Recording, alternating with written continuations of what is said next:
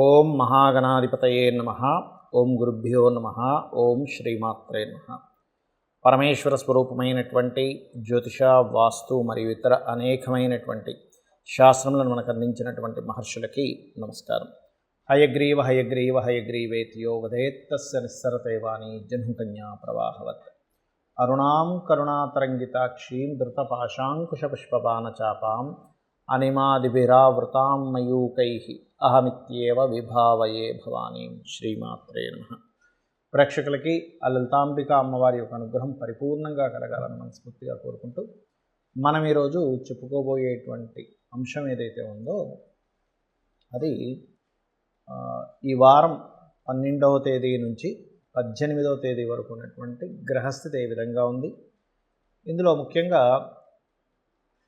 ఒక్కొక్క గ్రహము కనుక చూసుకున్నట్లయితే కుంభరాశిలో శని, మీనరాశిలో రాహువు కుజుడు కలిసి ఉన్నారు. మేషంలో బుధ శుక్ర రవి ఈ ముగ్గురు కలిసి ఉంటూ రవి 15వ తేదీ నుంచి వృషభంలోకి మారుతున్నాడు. వృషభంలో గురువు మరియు అదేవిధంగా చంద్రుడు మిథున రాశి నుంచి కన్యారాశి వరకు సంచారం ఉంటుంది ఈ వారం మొత్తము కూడా. అదేవిధంగా కన్యారాశిలో కేతు ఉన్నాడు. అయితే ఈ వారంలో ముఖ్యంగా ఈ శుక్ర గురువులు ఇద్దరు కూడా కంబస్ట్ అయి ఉన్నారంటే అస్తంగత్వ దోషము, మౌఢ్యమే అంటూ ఉంటారు.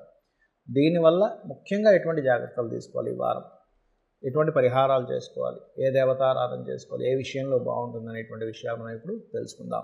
మకర లగ్నము, మకర రాశి. మకరం వారికి సహజంగా డబుల్ ట్రాన్సిట్ అనేటువంటి లాభస్థానం వైపు చూస్తుంది. కాకపోతే ఆ లాభాన్ని చూసినటువంటి గురువు అస్తంగత్వం చెందాడు.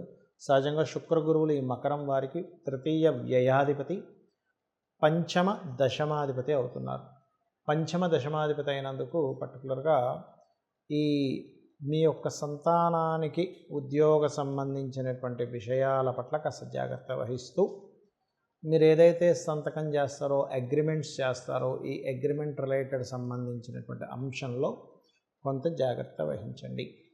ఇక్కడ మీరు అర్థం చేసుకోవాల్సినటువంటి అంశం ఏమిటి అంటే ఈ కుటుంబ అధిపతి, కుటుంబ కారకుడు పర్టికులర్గా మీకు ఈ కుటుంబాధిపతి మరియు కుటుంబ కారకుడు కూడా శని ఓన్ హౌస్లో ఉన్నాడు. దీనివల్ల ఏమిటంటే అతను ధనాధిపతి కూడా అవుతాడు. కావున ధన సంబంధించిన విషయంలో కొంచెం స్లోగా వస్తూ ఉంటాయి. సిబ్లింగ్ వరుస వాళ్ళతో కాస్త కుజ రాహు కలయిక ఉంది కాబట్టి సిబ్లింగ్ విషయంలో కొంచెం నెగటివ్ థాట్స్ పెరుగుతూ ఉంటాయి మీకు. అలాగే ఏదైనా ఒక వాహనం కొనుక్కుందాము, గృహం కొనుక్కుందామంటే లేట్ అవ్వడం జరుగుతూ ఉంటుంది. ప్రేమ వ్యవహారాలు, ప్రేమించిన వారితో కొంత దూరంగా ఉండడము, మరియు ఈ 18వ తేదీ పర్టికులర్గా కొంత లాంగ్ జర్నీ చేసేటప్పుడు కొంత జాగ్రత్త వహించండి. అదేవిధంగా వివాహ సంబంధించినప్పుడు ఇప్పుడు ఎలాగో మీకు మూడాలు నడుస్తున్నాయి కాబట్టి చూసుకోవడానికి ఇది కొంతవరకు అనుకూలం, పూర్తి అనుకూలమేమీ కాదు ఈ వారం. మరియు అందులో పర్టికులర్గా మీకు 13, 14 తేదీలు కొంచెం సప్తమాధిపతి సప్తమ స్థానంలో చంద్రుడు ఉంటాడు కాబట్టి ఆ రోజులు కొంచెం మీరు ఏదైనా బిజినెస్ డీల్స్ విషయంలో కానీ, జీవిత భాగస్వామిని ఎంపిక చేసుకునే విషయంలో కానీ, మాట్లాడడానికి కానీ, అప్లై చేయడానికి కానీ ఆ రోజులు మీకు యోగిస్తాయి చెప్పాలంటే. అదేవిధంగా ఆ రోజుల్లో 13, 14 తేదీలో మీరు ఏదైనా ఇంటర్వ్యూస్కి వెళ్ళినా, లేకపోతే కొన్నిసార్లు చూడండి మనకి వ్యాపార లాభాలకు సంబంధించి తీసుకునేటువంటి నిర్ణయాలు ఏదైనా తీసుకున్నా ఈ 13, 14 తేదీలు చాలా బాగుంటుందని చెప్పుకోవచ్చు. ఇక మీరు చేయవలసినటువంటి దేవతా ఆరాధన సూర్యుడిని చూస్తూ లలితా సహస్రనామాల్లో పర్టికులర్గా మీరు ఓం మాణిక్య మకుటాకార జానుద్వయ విరాజితాయే నమః అని చేసుకోండి. అప్పుడు ఏమవుతుందంటే మీకు ఏదైతే కెరియర్ రిలేటెడ్ సంబంధించిన విషయంలో స్ట్రెస్ ఉండాలో ఆ స్ట్రెస్ అనేటువంటిది పరిపూర్ణంగా తగ్గుతుంది. ముఖ్యంగా మనం ఇప్పుడు మనకి ఇప్పుడు ఉండేటువంటి ఎండాకాలం ఏదైతే ఉందో ఎండాకాలంతో పాటు పర్టికులర్గా ఇప్పుడు మనకి జరుగుతున్నటువంటిది ఈ కత్తెరలు వస్తున్నాయి మధ్యలో. అదేవిధంగా అస్తంగత్వ దోషాలు ఉన్నాయి. కానీ చాలామందికి జాతక చక్రం తెలియదు. వాళ్ళకి ఏ భావాధిపతి వెళ్ళి అస్తంగత్వం అవుతున్నాడు. శుక్రుడు సర్వసాధారణంగా మౌఢ్యంలో ఉన్నప్పుడు శుభకార్యాలు చేయరు. గురువు కూడా మౌఢ్యంలో ఉన్నప్పుడు శుభకార్యాలు ప్రారంభించరు. ఫైన్.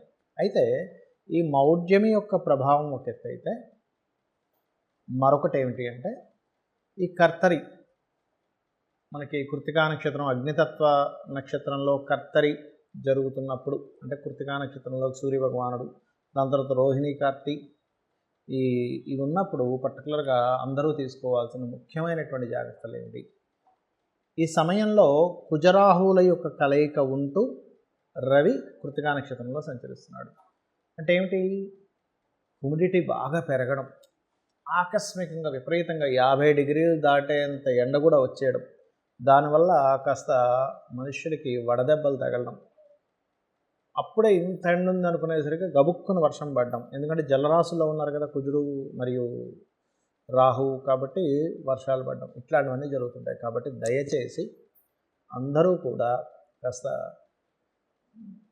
వీలైనంత మట్టుకు మధ్యాహ్న సమయంలో ఏదైనా, ఇప్పుడు చూడండి కొంతమందికి ఈ మధ్య ఇప్పుడు బైక్స్ కూడా ఇలా టాప్ లాంటిది వచ్చింది, లేకపోతే ఒక టోపీ పెట్టుకుని గొడుగు పెట్టుకుని వెళ్ళండి. ఎందుకంటే కృత్తికా నక్షత్రంలో సంచారం జరిగేటప్పుడు సూర్యభగవానుడు అందులో పర్టికులర్గా మీకు ఈ యొక్క కృత్తికా నక్షత్రం వారికి, రోహిణీ నక్షత్రం వారు, కాస్త భరణీ నక్షత్రం వారు, వీరు మరింత జాగ్రత్తగా ఉండాలి ఎండ వడదెబ్బ సంబంధించిన విషయంలో. మరియు దీంతోపాటు రవి నక్షత్రాలు మరొక 2, శుక్ర నక్షత్రాలు మరియు అదేవిధంగా ఈ యొక్క చంద్ర నక్షత్రాలు ఉంటాయి. ఏమిటవి అంటే శుక్ర నక్షత్రాలు భరణితో పాటు పుబ్బ, అదేవిధంగా పూర్వాషాఢ, వీరు కూడా కాస్త ఎండవేడికి సంబంధంగా ఇబ్బంది వస్తూ ఉంటుంది. అదేవిధంగా కృతికాతో పాటు ఉత్తరాషాఢ నక్షత్రం వారు, రోహిణితో పాటు శ్రవణము, హస్త నక్షత్రం వారు కూడా కొంత జాగ్రత్త వహించాలి. ఎందుకంటే ఈ రవి యొక్క ప్రభావం అలా ఉంటుంది, అంటే బాగా వేడి చేసేయడం ఇట్లాంటివి జరుగుతూ ఉంటాయి రవి యొక్క నక్షత్రాలు, శుక్ర నక్షత్రాల వారికి. మరి మీరు ఏం చేయాలి? వీరనే కాదు, అసలు నక్షత్రమే తెలియదండి మాకు, ఏం చేయాలి? చక్కగా మీరు ఏం చేస్తారంటే గోధుమలు ఉంటాయి, గోధుమల్ని దానంగా ఇవ్వండి, రవి ప్రభావం తగ్గుతుంది. కాబట్టి మాకు తీసుకునే వాళ్ళు ఎవరూ లేరు అలా అని అనుకునేటువంటి వారు ప్రత్యేకంగా మీకు దగ్గరలో గోశాల కనుక ఉన్నట్లయితే గోవులకి చక్కగా బెల్లము మరియు గోధుమ రవ్వ ఈ 2 కలిపినటువంటి పదార్థాన్ని గోవులకి తినిపించడానికి ఇవ్వండి.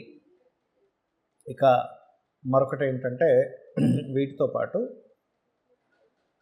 ఈ కాంబినేషన్ ఏదైతే ఉందో గోవులకు తినిపించడానికి ఇవ్వడానికి ఏదైతే ఈ చేస్తుంటారో వీటితో పాటు రెండో విషయం, మీకు ఆదివారాలు కనుక మీరు ప్రత్యేకంగా కీర్తి రావాలండి, నాకు కీర్తి రావాలి, ప్రమోషన్స్ రావాలి, సంఘంలో ఒక పేరు ప్రఖ్యాతలు రావాలి, రాజకీయంగా నేను ఎదుగుదాం అనుకుంటున్నాను, సంతానానికి అద్భుతమైన అభివృద్ధి కావాలి అంటే శాస్త్రంలో చెప్పినటువంటిది ఏమిటంటే ఆదివారం నాడు ప్రత్యేకంగా స్త్రీ తైల మధుమాంసాన్ని త్వజతే, అంటే ఏంటి? భార్యాభర్తలు లేదా స్త్రీతో కలవకూడదు, సాంసారికమైనటువంటి విషయాలకు దూరంగా ఉండాలి ఆదివారం నాడు. అదేవిధంగా తైలము అంటే తలకి నూనె రాయకండి ఆదివారం నాడు, ఎందుకంటే శని కారకత్వం అది, సో శాటన్ కారకత్వం కనెక్ట్ అవ్వకూడదు ఆదివారం నాడు. మధువు మాంసము అంటే మాంసభక్షణ ఆదివారం పనికిరాదు. మధువు అంటే డ్రింకింగ్ హ్యాబిట్ ఉన్నటువంటి వారు తీసుకోకూడదు. మరి ఎలాగండి మాకు ఇంట్రెస్ట్ ఉంటుంది తినాలనిపిస్తుంది అంటే బుధవారం తినమని చెప్తుంది శాస్త్రం, ఆదివారం ఒక్కరోజు కొంచెం దూరంగా పెట్టమని చెప్తుంది. అంటే కొంతమందికి వాళ్ళకి అలవాటు ఉంటుంది, మానలేకపోతుంటారు, ఇంకా దానికి మనం ఏం చేయలేము దాని గురించి. అయితే పర్టికులర్గా ఈ యొక్క రోజు ఆదివారం నాడు ఇవి జాగ్రత్తలు తీసుకుంటూ నిత్యము సూర్య నమస్కారాలు చేసుకోవడం, ఆదిత్య హృదయ పఠనం చేయడం. మీకు గమ్మత్తైన విషయం ఏంటంటే మీరు నిత్యము సూర్య భగవాను నమస్కరించుకుంటూ ధ్యానం చేసుకుంటూ మీరు ఏదైనా క్వశ్చన్ వేశారనుకోండి సూర్యభగవాను, స్వామి నా పరిస్థితి ఇలా ఉంది, దీనికి ఏం చేయాలి అని అంటే మీకు తెలియకుండానే లోపల ఒక ఆన్సర్ వినబడినట్టుగా అవుతూ ఉంటుంది. అంత అద్భుతంగా, ఎందుకంటే మనందరికీ ఆత్మకారకుడు కదా ఆయన, ఆ రకంగా ఇస్తుంటుంటాడు.